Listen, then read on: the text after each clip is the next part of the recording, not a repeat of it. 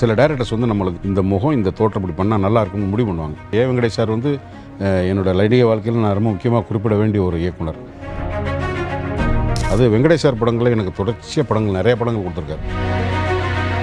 ஜெயம் படம் பண்ணுறப்ப அப்புன்னுவீங்க, ஒரு படத்துலையும் ஒரு ஸ்லாங் யூஸ் பண்ணி 70s இளைஞர்கள் மக்களே மக்களேன்னுவாங்க. அந்த அப்புங்கிறதுல வந்து பெரிய அர்த்தம் இருக்கான்னு தெரியாது, ஆனால் அதில் ஒரு பெரிய அன்பு இருக்கும். அதே மாதிரி கலாபவன் பண்ணிட்டு உட்காந்தா மிமிக்ரி அவர் படத்தில் காமிச்சது 5%. என்னென்ன கிரியேட்டர் அவர். கன்னட பாட்டு பிரமாமா பாடியிருக்கார். அந்த கொங்குனி சாங் ஒன்று பாடிக்கிட்டு இருக்கார். எனக்கு ஆர்வம் விட்டு பின்னாடி போய் இப்போ முடிச்சு இந்த விட நீங்கள் இந்த விட பிரகாஷ்ராஜ் உட்காந்தா அரசியல் எல்லாம் பேசிகிட்டு இருப்பார். உட்காந்து கேட்குறதோடு உட்காந்துருப்பேன். ஏன்னா அவர் அப்போ வந்து நடிகராகவோ இல்லைன்னா டெக்னீஷியன்ஸாகவோ வரணும்னு நினைக்கிறவங்களுக்கு உங்களோட அனுபவம் சார்ந்து ஒன்று சொல்லணும்னு தோணும்ல. பொருளாதார ரீதியாக மாதமான வருமானத்தில் தான் வாழ்க்கை முடியும் அப்படின்னா இங்கே வராதிங்க. அதை நான் தைரியமாக சொல்லுவேன். இங்கே 6 மாதத்துக்கு ஒரு தடவை வருமானம் வரும், வருஷத்துக்கு ஒரு தடவை தான் வருமானம் வரும். குத்து படம் பண்ணீங்க சார், ஒரு பக்கம் கலாபவன் பண்ணி கூட பண்ணீங்க, ஜெயம் பண்ணீங்க. அதுலேயுமே நீங்கள் வந்து டென்ஷன் கலந்த காமெடிஸ் அங்கங்கே உங்களுக்கு இருக்கும், இந்த கவுண்டர்ஸ் டெலிவரிஸ் எல்லாம் இருக்கும். மோர் தென் அமிதாப் மாமா அதை எலவேட் பண்ணி கொடுத்ததில்ல. ஸோ ஒரு விஷயம் வந்து நீங்கள் டெரராகவும் இருக்கணும் அந்த இடத்துல, அதே நேரத்தில் பார்த்தீங்கன்னா காமெடி கொடுக்கணும். பகவதி படத்துலலாம் நீங்கள் பண்ணியிருப்பீங்க, சிங்கமுத்தா ஒரு டென்ஷனாகவும் இருக்கும், போய் அவர்கிட்ட ஃபேஸ் ஆஃப் பண்ணும்போது காமெடி இருக்கும். ஆனால் விஜய் கிட்ட வந்து அவரை எலவேஷன் பண்ணுவீங்க. ஒரு படத்துலேயே இவ்வளோ எமோஷன்ஸ் வரும்போது அதெல்லாம் இப்படி அந்த கேரக்டராகவே நீங்கள் வந்து சீனு நம்ம வேலை வந்து என்ன மூடு அதானே, என்ன மூடு அதானே, அது கரெக்டாக உட்கார. சில டயலாக் ரைட்டர்ஸு சில டைரக்டர்ஸ் வந்து நம்மளை செலக்ட் பண்ணுவாங்கப்பா. இது இந்த உருவம் இந்த முகம் இந்த தோற்றம் இப்படி பண்ணால் நல்லா இருக்கும்னு முடிவு பண்ணுவாங்க. அது வெங்கடேஷ் சார் படங்களில் எனக்கு தொடர்ச்சியாக படங்கள் நிறைய படங்கள் கொடுத்துருக்காரு. சாணக்கியா நிறைய படங்கள் நல்ல படங்கள்லாம் நல்ல கேரக்டர்லாம் கொடுத்துருக்காரு. பகவதியெல்லாம் வந்து வெங்கடேஷ் சார் தான். ஏ வெங்கடேஷ் சார் வந்து என்னோட நடிகை வாழ்க்கையில் நான் ரொம்ப முக்கியமாக குறிப்பிட வேண்டிய ஒரு இயக்குனர். அப்புறம் நீங்கள் இப்போ ஒரு வேலையை செஞ்சு பழக ஆரம்பித்ததுக்கப்புறம் இது ஒரு ஃபோல்டர் அது ஒரு ஃபோல்டர்னு நீங்கள் ஆட்டோமேட்டிக்காக ரெடி ஆகிடும். எனக்கு நீங்கள் கேட்கும்போது தான் இவ்வளோ வேரியேஷன் இருக்காங்கிறதே வருது. பட் என்ன டைலாக்கு அதை ரிசீவ் பண்ணிக்கிட்டு அந்த வார்த்தையை சில டைரக்டர் வந்து அந்த எழுத்து கூட மாறக்கூடாதுன்னு நினைப்பாங்க, இத்து கூட மாறிடக்கூடாதுன்னு நினைப்பாங்க. ஸோ அந்த மாதிரி டைரக்டர்கிட்ட போகும்போது ரொம்ப சர்வ ஜாக்கிரதையாக சரி சார் அந்த கண்டென்ட் மாறாமல் பேசிடுங்க சார், எமோஷன் தான் முக்கியம்னுவாங்க. அங்கே கொஞ்சம் ஃப்ரீயாக நடிக்கலாம். இதுதான் நடிக்கிற சூழலில் அந்த பர்டிகுலர் ஷார்ட்டுக்குள்ளே ஒரு ஆக்டராக என்னுடைய மனநிலை. மற்றபடி இந்த வேரியேஷன் இப்போ நீங்கள் கேட்கும்போது ஓகே இப்படிலாம் ஃபீட் ஆகிருக்கும் போல இருக்குது, ரீட் ஆகிருக்கு அப்படின்னு நினச்சிக்கலாமே தவிர அதுக்கு என்கிட்ட பதில் இல்லை. இப்போ ஜெயம் படம் பண்ணுறப்ப அப்புன்னுவீங்க, அதுக்கப்புறம் குத்து படத்துலேயும் ஒரு படத்துலையும் ஒரு ஸ்லாங் யூஸ் பண்ணுறீங்களே சார், அதுக்கான விஷயம் எப்படி சார் இருக்கும்? இல்லை இப்போ அந்த அப்புங்கிறது வந்து இதில் வந்து ஊர்களில் வந்து நம்ம என்னை விட வயசில் பெரியவங்களாக இருப்பாங்க. நீ வந்து அந்த உறவு முறை சொல்லி கூப்பிட்றதில்ல மாமு அப்பு தம்பி இதெல்லாம் இருக்கு இல்லையா, அந்த அப்புங்கிறதுல ஒரு ரொம்ப அட்டாச்சாக இருக்குது. அப்பு நல்லா இருக்கீங்களா அப்படின்னு அந்த அப்புங்கிறதுல வந்து பெரிய அர்த்தம் இருக்கான்னு தெரியாது, ஆனால் அதில் ஒரு பெரிய அன்பு இருக்கும். இப்போ ஊர் பக்கம் போனால் இன்னமும் நீ அப்பு, நான் நிறைய பேர் அப்புன்னு கூப்பிடுவேன், நிறைய பேர் என்ன அப்புன்னு கூப்பிடுவாங்க. அதுக்கு காரணம்லாம் முறை வேறையாக இருக்கும் ஒரிஜினலாக பார்த்தீங்கன்னா. ஆனால் அப்புங்கிறது வந்து இது அது ஏதோ ஒரு ஃப்ளோவில் அப்புன்னு அது நல்லா இருக்க சொல்லுங்கள் அப்படின்வாங்க. அப்போ குத்தில் வந்து அன்னைன்னு சொல்கிறதுனா வழக்கமாக இருக்கும், ஒரு ஓகே பாஸ் மாதிரியே இருக்கும். அப்போ வெங்கடேஷ் சார் நான் அப்பு போட்டு பேசட்டுமா சார்னு சொல்லி பாருங்கள் சார்னார். நல்லா இருந்துச்சு, அதை அப்படியே விட்டுருவோம் அப்படின்ட்டு அப்படி வந்தது தான் அது. அந்த அப்புவில் வந்து ஒரு பாசம் கலந்துருக்கு. மதுரை பக்கம் அது நிறைய பேர் சொல்லுவாங்க. நாகூர் பக்கம் போனீங்கன்னா மக்களேன்னுவாங்க. முன்னாடி என்ன மக்களே நல்லா இருக்கீங்களா மக்களேன்னுவாங்க. அது முன்னாடி அந்த பழைய அதாவது எனக்கு அண்ணன் மாமா இருப்பாங்களா அந்த தலைமுறை, நான் 70s இளைஞர்கள் மக்களேன்னுவாங்க.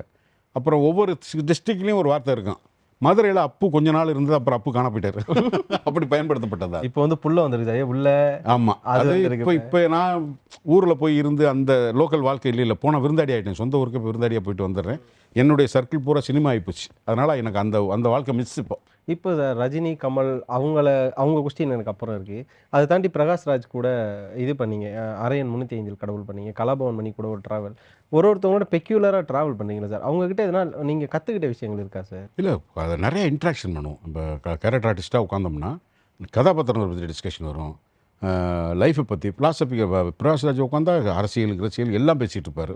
உட்காந்து கேட்குறதோடு உட்காந்துருப்பேன். ஏன்னா அவர் அப்போ வந்து மலையாளம் மலையாளத்தை கன்னடம் தெலுங்கு ஹிந்தி தமிழ் 4 லாங்குவேஜில் பயங்கரமாக பறந்து அங்கேயும் இங்கேயும் போயிட்டுருப்பார். ஸோ ஒவ்வொரு இடங்கள்லையும் ஒவ்வொரு கதாபாத்திரம். என்ன சார் நேற்று எங்கே ஷூட்டிங், நேற்று பாம்பே, என்ன கேரக்டர் சார், யார் சார்னா அதை பற்றி ஒரு 5 நிமிஷம் பேசுவார்.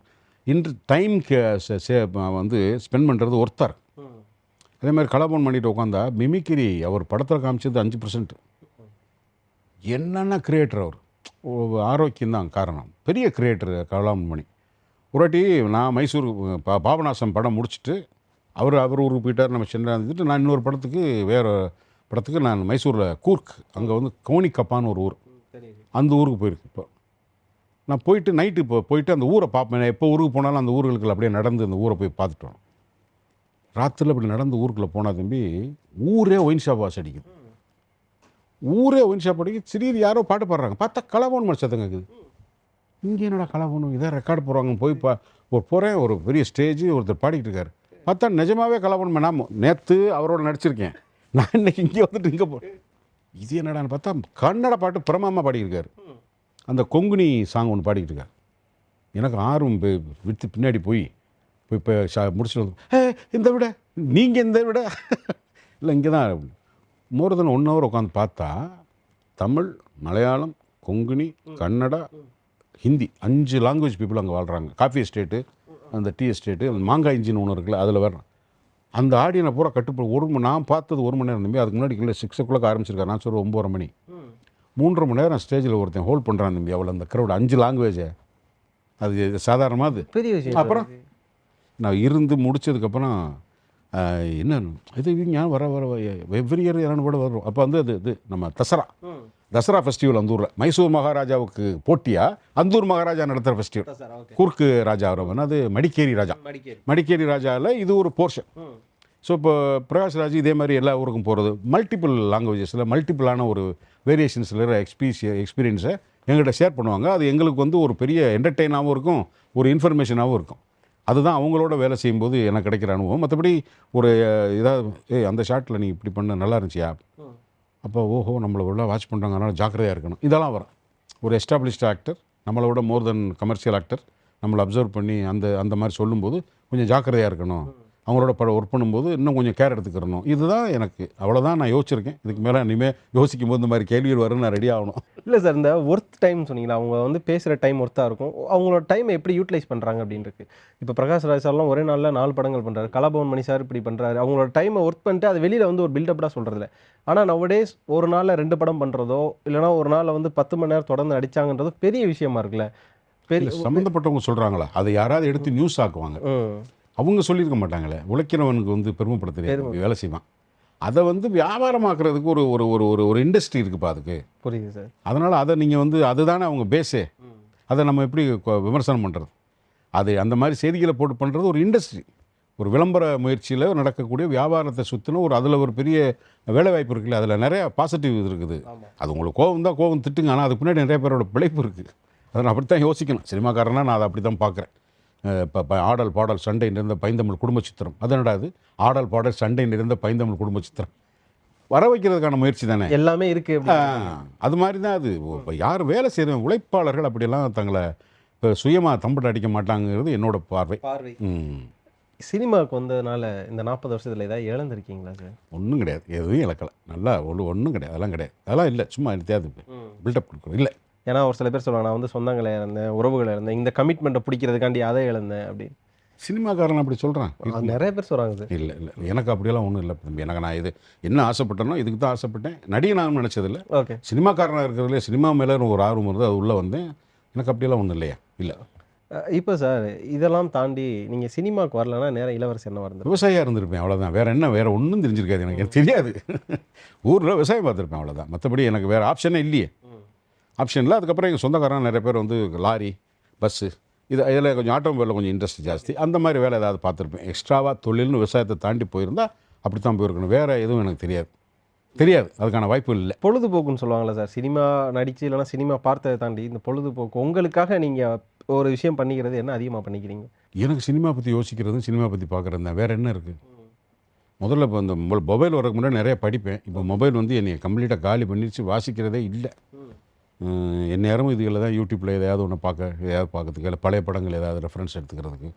இப்போ கேமராமேன் நிறைய, இப்போ யூனியனில் நான் ஒரு ஆக்டிவிட்டியில் இருக்கனால பாய்ஸ் வந்து நிறைய புது விஷயங்களை சொல்லுவாங்க. ஸோ அது புது விஷயம்னா உடனே யூடியூப்பில் போட்டு பார்த்தோம்னா அது சம்மந்தமான தரவுகள் நான் நிறையா கிடைக்கும். எனக்கு புரிஞ்சுக்கிறது போதும் விஷயத்தை பசங்கள்கிட்ட கேட்டு தெரிஞ்சுக்கிறேன், அப்படி அப்டேட் பண்ணிக்கிறேன். இதுதான் என்னோடய பொழுதுபோக்கு. மற்றபடி வேறு ஒன்றும் எனக்கு தனியாக பொழுதுபோக்கு எனக்கு ஒன்றும் பெருசாக அப்படிலாம் ஆர்வம் இல்லை. இப்போ சார் ஒரு குறிப்பிட்ட காலத்துக்கு முன்னாடியெல்லாம் பார்த்தீங்கன்னா, ஒரு படம் வந்ததுன்னா, அதுக்கான விமர்சனம் அடுத்த நாள் பேப்பர்ல வரும். இல்லையா வாரத்துக்கு ஒரு நாள் ஒரு குறிப்பிட்ட தொலைக்காட்சியில ஒரு ஷோவா ஒரு ஒரு ஒரு அதிகபட்சம் ஒரு 10 செகண்ட், 20 செகண்ட் பேசுவாங்க. அந்த விமர்சனம் இருந்தது. இப்போ டிஜிட்டல் வளர்ந்ததுக்கு அப்புறமா ஒரு விமர்சனம் ஒரு படத்தோட ஒட்டுமொத்த ஆயுளையுமே முடிவெடுக்கிற ஒரு விஷயம் இருக்குல்ல. அதை எப்படி பார்க்குறீங்க? அதுவே இப்போ அது படத்தோட மாத்திரம் நிற்கிறது இல்லை. நீங்கள் ஒரு கமெண்ட் போடுவீங்க, ஆமா. அதுக்கு என்ன பதில் கமெண்ட் எப்படி வருது இப்போ? ஐயோ சார்! வன்மம், தேடி வந்துடுறாங்க சார். வன்மம்.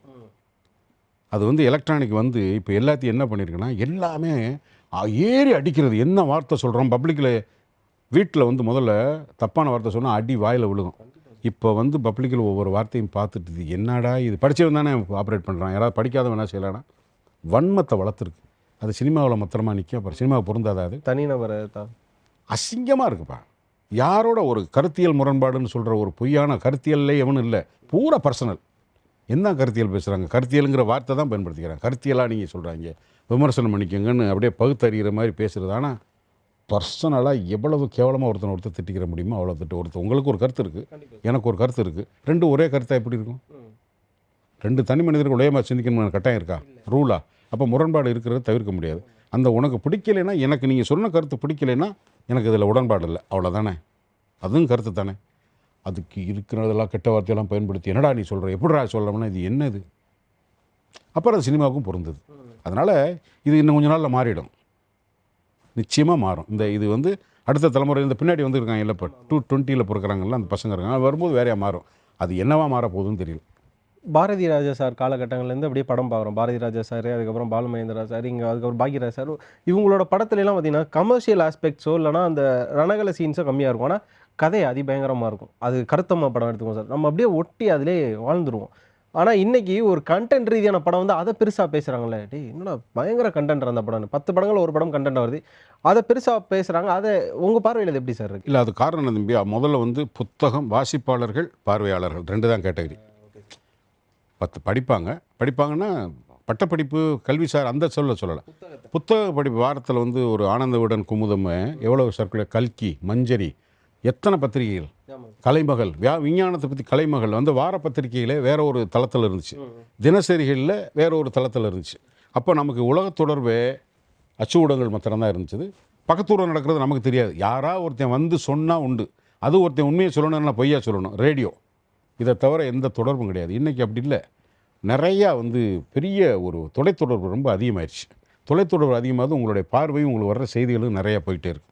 அப்போது சினிமாங்கிறது ஒரு ஆப்ஷன். சினிமாவில் சொல்லப்படுறது மாத்திரம் இல்லாமல் வெளியில் இப்போ எத்தனை மொழி படம் பார்க்குறீங்க, எத்தனை மொழி படங்கள் பார்க்குறீங்க, எத்தனை விதமான ஷோக்கள், டாக் ஷோ பார்க்குறோம்.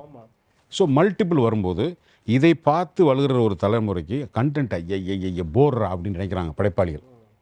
அவங்க அந்த தலைமுறை தானே ஆடியனாகவும் இருக்கிறாங்க. இப்போ நீங்கள் டைரக்டராக இருந்தீங்கன்னா உங்கள் வயசை சார்ந்தவங்க தான் ஆடியனாக இருக்காங்க. இப்போ நீங்கள் உங்களுக்கு எது போகிறோ அதான் அவங்களுக்கு போகிறோம், உங்களுக்கு எது பிடிக்குதோ அது அவங்களுக்கு பிடிக்குது. அப்போது ஒரு கண்டென்ட்னால ஒரு பழசு என்னென்னா ஒரு பர்டிகுலர் இடத்துல ஒரு எமோஷனுக்குள்ளே வந்துடும், ஒரு ட்ராமடைஸ் வந்துடும், அது பழைய தன்மையை கொடுத்துரும் அப்படின்னு நம்ம நம்புகிறோம். அதனால் இப்போதைக்கு அது வராது, கொஞ்சம் நாள் ஆகும். அது வாசிப்பு பழக்கம் வந்துச்சுன்னா அந்த கண்டென்ட் வரும். கடைசியாக ஒரு 2 கேள்வி இருக்குது சார். அதில் முதல்ல என்ன அப்படின்னா, நீங்கள் ஆரம்பத்தில் பார்த்த படங்களுக்கும் இப்போது நீங்கள் நடிக்கிற படங்களும் இந்த ஜென்ரேஷன் கேப் இல்லைனா ஜென்ரேஷன் சேஞ்சஸ்னு ஒன்று இருக்கும். அதில் எது நல்லதுன்னு பார்க்குறீங்க, எது தவறாக இருக்கணும், கெட்டது இல்லை, எது தவறாக இருக்குது? நல்லது கெட்டது பார்க்குறது பகுத்தறிவுக்கு அப்பாற்பட்ட ஒரு விஷயம். நல்லது கெட்டது எதை வச்சு நான் என்ன ஜட்ஜ் பண்ண முடியுமா? இது சரி தப்பு, நான் யார்? அது ஒரு ஆதிக்க மனோபாவம் தம்பி. நல்லது கெட்டதுன்னு சரி ஜட்ஜ் பண்ணுறது ஆமாம், செய்யக்கூடாதியா? எனக்கு நான் என்னை சர்வ சுதந்திரமான மனிதனை நான் உணர்றேன்னா நீங்கள் என்னை மார்க் போடுறதுக்கு நான் அனுமதிப்பேனா? அப்போ அதுக்கு உங்களுக்கு அந்த உரிமை இருக்கா இல்லையா என்ன நினைக்கிற எதிர்பார்க்குறது?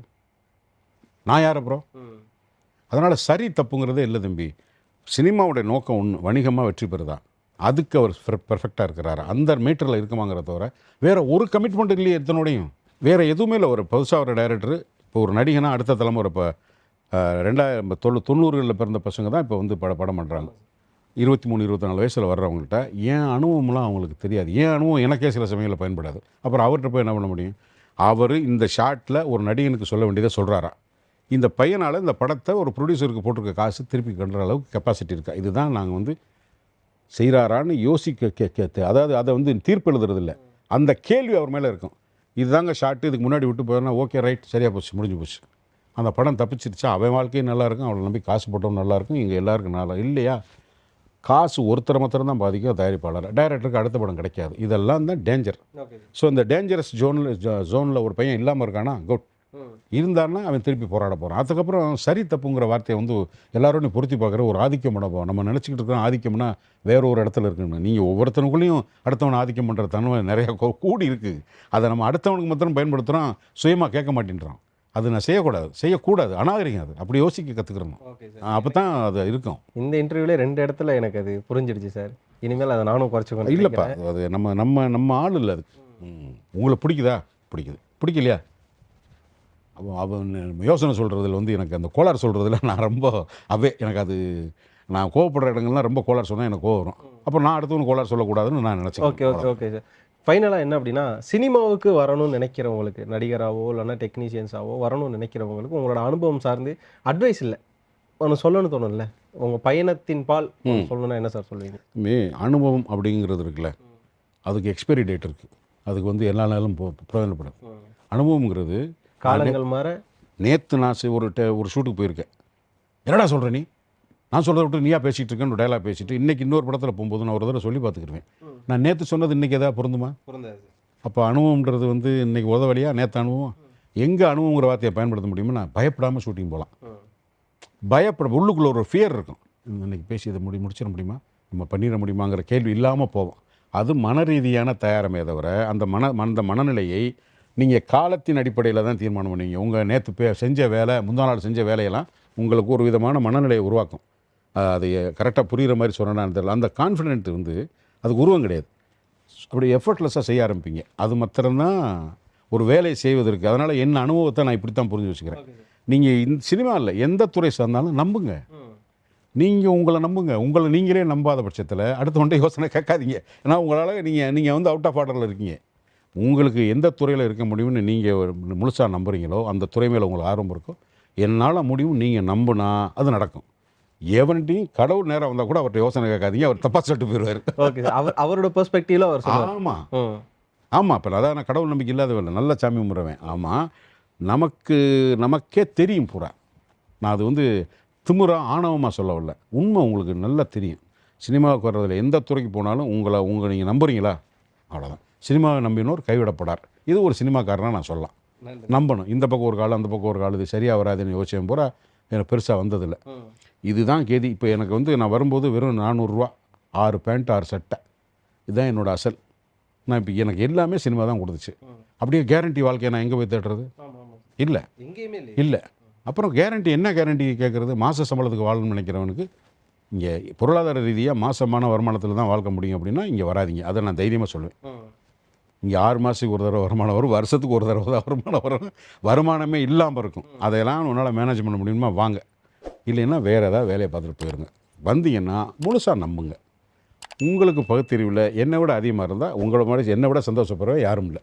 நான் வந்து ஒரு 6 பேரோட பேர் சொல்கிறேன். அந்த 6 பேரோட உங்களோட நினைவுகள் எப்படி இருக்குது? முதல்ல MS பாஸ்கர் சார். பாஸ்கரை பற்றி பேசுகிறதுக்கு ஒரு நிகழ்ச்சி தனியாக பண்ணணுங்க. எந்த படத்துலன்னு தெரில, ஏதோ ஒரு வாங்க போங்கன்னு பேசியிருந்தேன். இங்கே பாருங்க, என்னை வாங்க போங்கன்னு கூப்பிட்றாங்க, என்னோட நீ பேசாத. நான் அவ்வளோ கிழவனா அப்படின்னா, டேய் நீ கிழவன் தான்டா. தியாகராஜன் சாரோட நல்ல ட்ராவல் இருக்குது எனக்கு. அவரை இப்போ திருப்பி நானும் ஒரு படம், இந்த பிடி சார் ஒரு படம் ரொம்ப நாளைக்கு அப்புறம் நடித்தோம். சீமான் டைரக்டர், இளவரசு கேமராமேன்னா உங்களுக்கு டேட்டு தரப்பாள், இல்லைன்னா நீங்கள் இங்கே வராதிங்கன்னு சொல்லி எங்களை டைரக்டர் கேமராமேன் ஆகினது பிரபு சார் தான். ஐயா மணிவண்ணன் சார் வந்து எப்படின்னா தம்பி,